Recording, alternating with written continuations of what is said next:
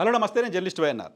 జమిలీ ఎన్నికలకు సంబంధించి కేంద్రం నిర్ణయం తీసుకుంది. కేంద్ర ప్రభుత్వం జమిలీ ఎన్నికలకు వెళ్ళడానికి సంబంధించి చాలా సీరియస్గా ఉన్నట్టు అర్థమవుతోంది. అయితే జమిలీ ఎన్నికలకు కేంద్రంలో చాలా రాజకీయ పార్టీలు వ్యతిరేకంగా ఉన్నాయి.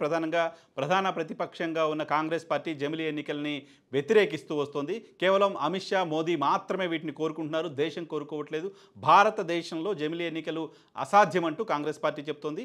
ఇండియా కూటమికి సంబంధించిన మెజారిటీ రాజకీయ పార్టీలు కూడా జమిలీ ఎన్నికలను వ్యతిరేకిస్తూ వస్తున్నాయి. సో కేంద్ర ప్రభుత్వం చాలా సీరియస్గా ఉంది, ముందుకెళ్లే ఆలోచనలో ఉంది. కేబినెట్ తీర్మానం చేసింది, పార్లమెంట్ సమావేశాల్లో బిల్లు పెట్టబోతోంది. సో దానికి సంబంధించి రాజ్యసభలో గతంలో ఒక ప్రాబ్లం ఉండేది. ఎన్డీఏ కూటమికి, భారతీయ జనతా పార్టీ ప్రధానంగా రాజ్యసభలో పూర్తిస్థాయి మెజారిటీ లేకపోవడం కారణంగా చాలా బిల్స్ని రాజ్యసభలో పాస్ చేసుకోవాలంటే ఇటు వైఎస్ఆర్ కాంగ్రెస్ పార్టీ పైనో లేకపోతే బీజేడీ పైనో ఇటు బీఆర్ఎస్ పార్టీ పైనో ఆధారపడాల్సిన పరిస్థితి గతంలో ఉండేది. కానీ ప్రస్తుతం ఉన్న పరిస్థితిలో ఇండిపెండెంట్గానే ఎన్డీఏ కూటమికి మెజారిటీ ఉంది కాబట్టి చాలా బిల్స్ని పాస్ చేసుకునే క్రమంలో, చాలా బిల్స్ విషయంలో ముందుకు వెళ్లే క్రమంలో ఇతర పార్టీలకు సంబంధించిన కన్సెన్సస్ అవసరం లేదు అని ఆ పార్టీ ఆలోచించే పరిస్థితి ఉండొచ్చు. కాంగ్రెస్ పార్టీ ముందు నుంచి వ్యతిరేకిస్తుందని తెలిసినప్పటికీ ఈరోజు కేబినెట్ తీర్మానం చేయడం, పార్లమెంట్ సమావేశాల్లో పెట్టాలని నిర్ణయం తీసుకోవడాన్ని బట్టి చూస్తే జమిలీ ఎన్నికలకు ముందుకెళ్లాలని కేంద్రం చాలా సీరియస్గా భావిస్తున్నట్టుగా అర్థమవుతుంది. అయితే జమిలీ ఎన్నికల సాధ్యమా కాదా అనే చర్చ ఇప్పుడు దేశవ్యాప్తంగా జరుగుతుంది. సో మనకి అందుతున్న సమాచారం ప్రకారం జమిలీ ఎన్నికలు నిర్వహించడానికి సంబంధించిన ఇబ్బందులు ఏంటో చూద్దాం. జమిలీ ఎన్నికలు నిర్వహించాల్సి వస్తే మొత్తం దేశవ్యాప్తంగా అన్ని రాష్ట్రాల్లోనూ ఒకేసారి ఎన్నికలు నిర్వహించడానికి సంబంధించిన మౌలిక సదుపాయాలు ఉన్నాయా, ఆ స్థాయిలో ఈవీఎంలు అందుబాటులో ఉన్నాయా, ఆ స్థాయిలో వీవీప్యాట్లు అందుబాటులో ఉన్నాయా, ఆ స్థాయిలో బలగాలు అందుబాటులో ఉన్నాయా?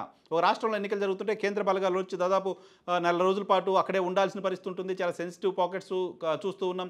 సో మొత్తం దేశం అంతా ఒకేసారి ఎన్నికలు నిర్వహించాలంటే ఆ స్థాయిలో బలగాలు ఉన్నాయా లేదా చూడాల్సిన అవసరం ఉంటుంది.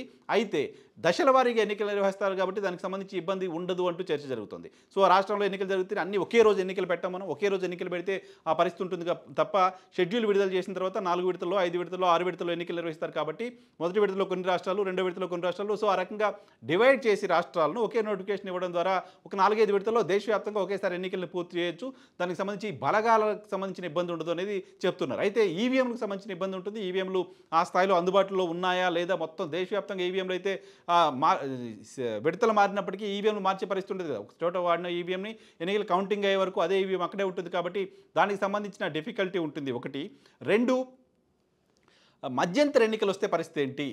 దానితో పాటు స్థానిక సంస్థలకు సంబంధించిన ఎన్నికలు కూడా ఉన్నాయి. స్థానిక సంస్థల ఎన్నికలను కూడా ఈ గడువు కిందకు తీసుకురావాలి. మొత్తం 100 రోజుల్లో లోక్సభ ఎన్నికలు, అసెంబ్లీ ఎన్నికలు, స్థానిక ఎన్నికలు, మిగతా అన్ని ఎన్నికలు పూర్తి చేయాలి. ఈవెన్ సహకార ఎన్నికలు లాంటివి కూడా దానిలోనే వస్తాయనేది కేంద్రం చెప్తున్నమాట. ఈవెన్ రామ్నాథ్ కోవింద్ ఇచ్చిన రిపోర్ట్లో కూడా ఉన్నమాట అదే. ఒక నెల రోజుల వ్యవధిలో మొత్తం దేశవ్యాప్తంగా ఎన్నికలు అనేది కంప్లీట్ అయిపోవాలి. ఆ తర్వాత మళ్ళీ 5 ఏళ్ల వరకు ఎన్నికలకు సంబంధించిన ప్రస్తావన దేశంలో ఉండకూడదు అనేది ఎన్డీఏ చెప్తున్నమాట. సో అదే జరిగితే స్థానిక సంస్థలకు సంబంధించిన ప్రజాప్రతినిధులకు సంబంధించిన టెన్యూర్ని ఆల్ ఆఫ్ సడన్ రద్దు చేసే పరిస్థితి ఉంటుందా? ఆ అధికారం ఉంటుందా? స్థానిక సంస్థలకు సంబంధించిన అధికారాలు, స్థానిక సంస్థలకు సంబంధించిన విధులు, వాళ్ళకి సంబంధించిన హక్కులు రాజ్యాంగబద్ధమైనవి. వాళ్ళని సడన్గా మధ్యలో తొలగించడానికి, వాటిని రద్దు చేయడానికి సంబంధించిన అధికారం ఉంటుందా లేదా? దానికి అధికారం తీసుకోవాలంటే మళ్ళీ రాజ్యాంగ సవరణలు చేయాల్సిన అవసరం ఉంటుంది. అవి చేయడానికి సంబంధించి ఇప్పుడు పాసిబిలిటీ ఉంటుందా లేదా ఒక చర్చ స్థానిక ఎన్నికలకు సంబంధించి.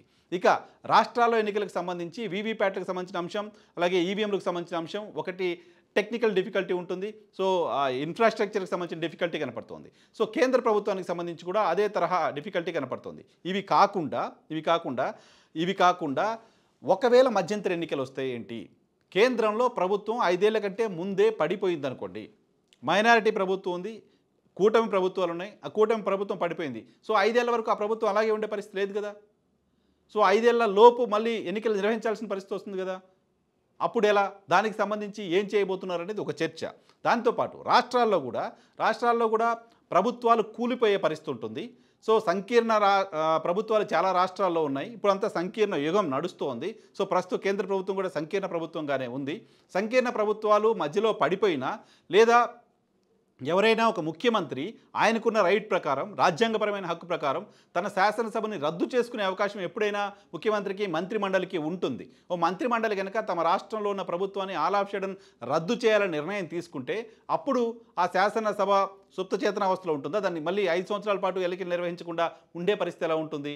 సో ఒక శాసనసభ ఎక్కడన్నా గ్యాప్ వచ్చింది అంటే ఇంకా అది మళ్ళీ అలాగే నడుస్తూ ఉంటుంది. నిజానికి మొదటి మనకి సార్వత్రిక ఎన్నికలు జరిగినప్పుడు ఒకేసారి జరిగిన ఎన్నికలే.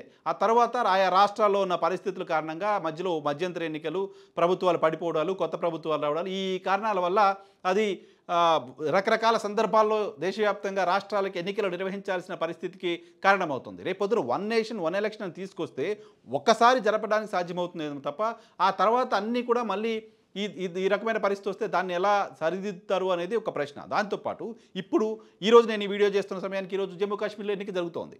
జమ్మూ కాశ్మీర్ ఎన్నిక జరుగుతోంది. అలాగే హర్యానాలో ఎన్నికలు జరుగుతున్నాయి.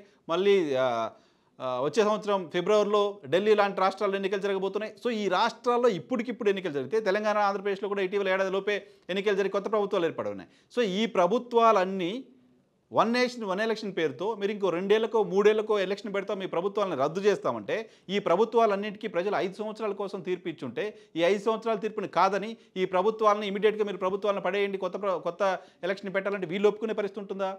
రాజ్యాంగపరంగా వెళ్ళకున్న హక్కుల్ని ప్రభుత్వం ఏ రకంగా కాలు రాస్తుంది? సో వీటన్నిటికి సంబంధించి టెక్నికల్ డిఫికల్టీస్ ఉన్నాయి. సో ఆ టెక్నికల్ డిఫికల్టీస్ అన్నిటినీ కేంద్రం ఏ రకంగా హ్యాండిల్ చేస్తుంది?